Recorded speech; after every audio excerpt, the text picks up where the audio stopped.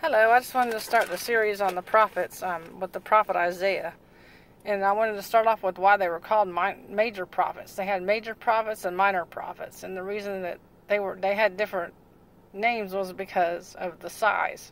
The major prophets were bigger than the minor prophets. So that's the only reason that they called them major prophets. And Isaiah's name actually means salvation of God and the Lord that helps me, which both meanings mean the same thing, because he's the Lord of our salvation. He's also the Lord that helps us. So they really both mean the same thing. And Isaiah had messages of not just condemnation and judgment, but he also had messages of hope. And he brought hope to people, and he taught them the whole gospel, not just part of it, which, I think a lot of times these days people shy away from that. They don't want to get to the bad stuff. They call bad stuff. It's not really bad, but they just see it that way. It's like they split the gospel in half. They think one half is good and one half is bad. They only want to teach the good part, and then the part that deals with judgment and other stuff they just don't want to deal with. But we got to deal with the whole gospel, or otherwise how are we going to teach people the proper way? We have to teach them the whole thing, not just part of it. And that's what I think a lot of times the church and the pastors are afraid to do.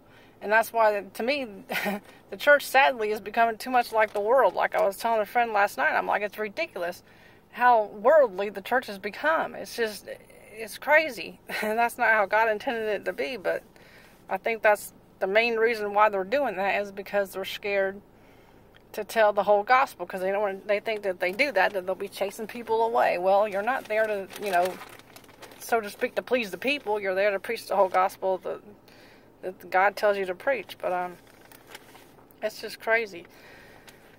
But Isaiah, he was an awesome prophet, though. He had such wisdom and such knowledge. It was just amazing. He was just an amazing prophet.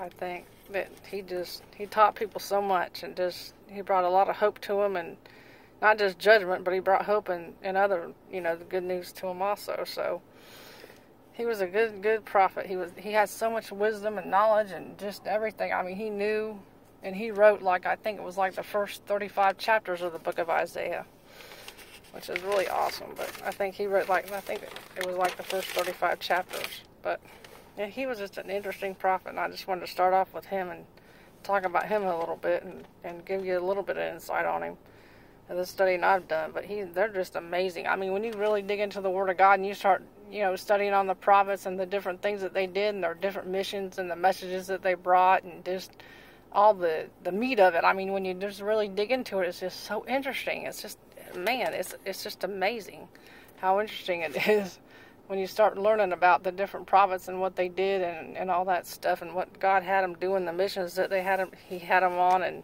the places he had them to go and teach the people. It was just amazing. Just amazing.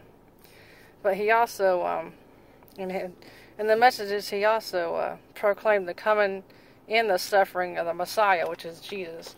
He also brought that. That was another message that he brought. When he talked about the salvation of Jesus, he talked about the suffering that he was going to go through for us, that he was going to go to the cross, and he was going to, pay the price that we couldn't pay.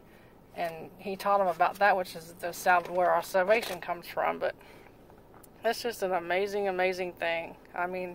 You really dig into these prophets, and it's just awesome. But I just want to do a little bit on Isaiah and give you a little bit of insight on him. But I would encourage you just to read it. Just to dig into the Word of God and just start reading, not just about Isaiah, but all the other prophets and all the other things that they did. And it's just amazing. It really is. But I think next time I'll start with I'll teach a little bit on Jeremiah. I got reading it. Well, I read a little bit about him. I'll tell a little bit of it, but they called him the weeping prophet because he brought the messages of gloom and doom all the time. He always had these sad messages, so they called him the weeping prophet.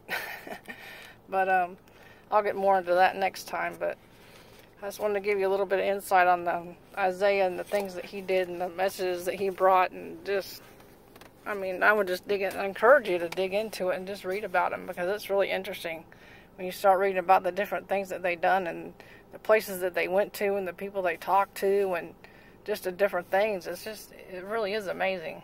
But until next time, you be blessed. Bye.